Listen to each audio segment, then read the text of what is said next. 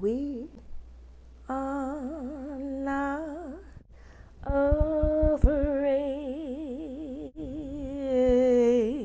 And everybody started singing. We got louder and louder with singing that verse until one of the policemen came and he said to me, if you have to sing, and he was actually shaking, do you have to sing so loud? And I could not believe it. Here these people had all the guns, the billy clubs, the power, we thought. And he was asking me with a shake if I would not sing so loud. And from then on, I knew exactly how powerful our songs were. What does music mean to you? For us, music is powerful, it's moving. Music is used to communicate and tell stories. Music has the power to unite people and be a voice for social change.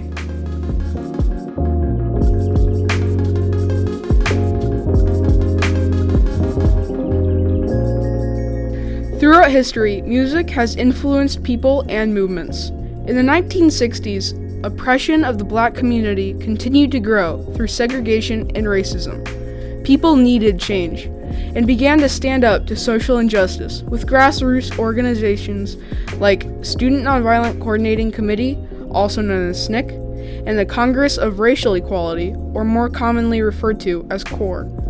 Young people were often the loudest voices within these groups. Music was at the heart of the rallying cry to stand against the injustice in the South and across the United States. By 1960, SNCC was conducting nonviolent direct action workshops and planning peaceful protest. Spiritual freedom songs echoed throughout these meetings to tell the story of black oppression. But before we can understand the impact of music in this era, we need to rewind to the early 1800s, where music was playing an influential role in bringing hope and freedom to enslaved people. Harriet Tubman, a leader in the Underground Railroad, used music to provide direction and unity to enslaved people working to escape from enslavers. In 1822, Harriet Tubman was born into enslavement in Dorchester County, Maryland.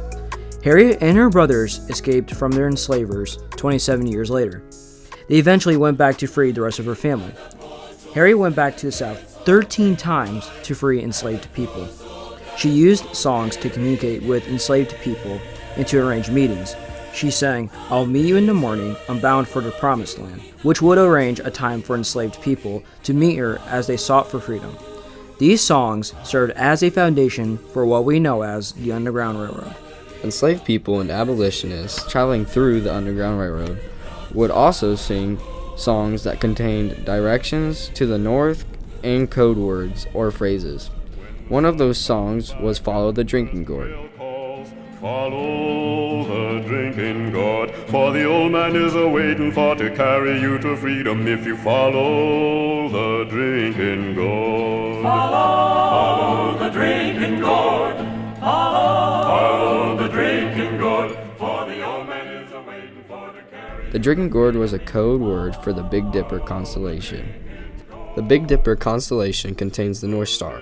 So by singing this song, enslaved people going north could follow it to freedom. The song, Now Let Me Fly, offered the hope of freedom and united Underground Railroad travelers. This song emphasized a promised land with freedom and hope of better days. Wade in the Water was one song Tubman sang to tell enslaved people to get into the water to avoid being seen or smelled by their enslavers and their dogs.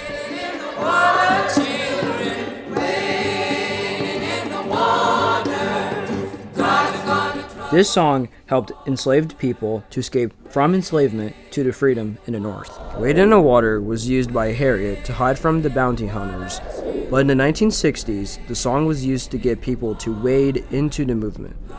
Wade in the Water was used to inspire those who were scared to get into the water of the movement and do their part. Freedom songs resurfaced to meet a need. During the Underground Railroad, they created a pathway to freedom and offered hope. During the 1960s, they provided a voice against oppression and a voice for hope.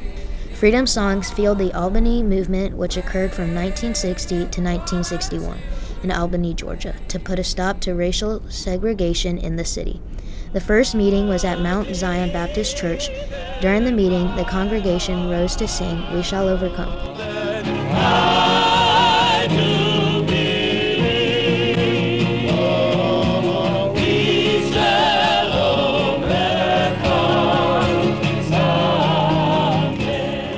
Charles Sherrod, SNCC's Southeast project director, said, "I threw my head back and closed my eyes as I sang with my whole body." Charles Sherrod was amazed at this congregational style of singing, so he talked with his friend, Cordell Regan. They began to have workshops in Southwest Georgia to teach high school students about nonviolent direct action.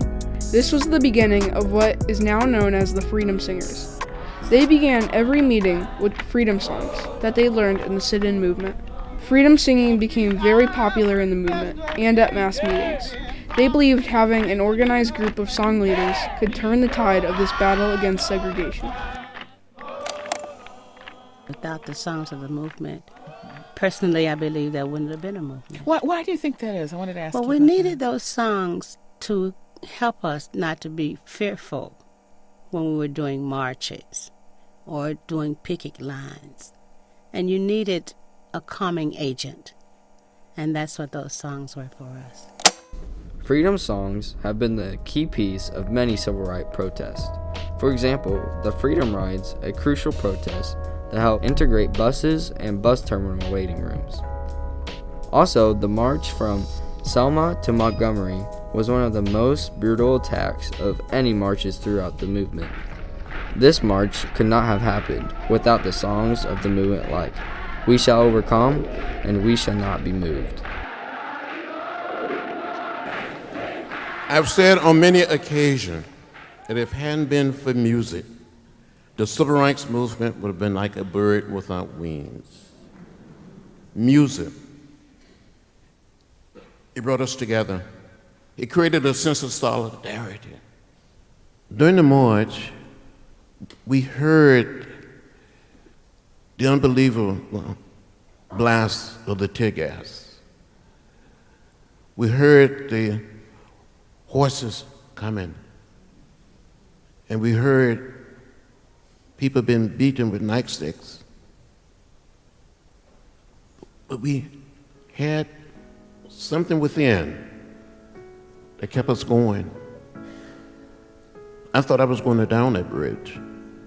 I thought I saw death. But I survived. And we need music now more than ever before. In 2021, we are facing a lot of adversity through the pandemic, politics, and continued systems of oppression and racism. Songs like "We Shall Overcome" continue to play a vital role in bringing people together, hoping for better days ahead.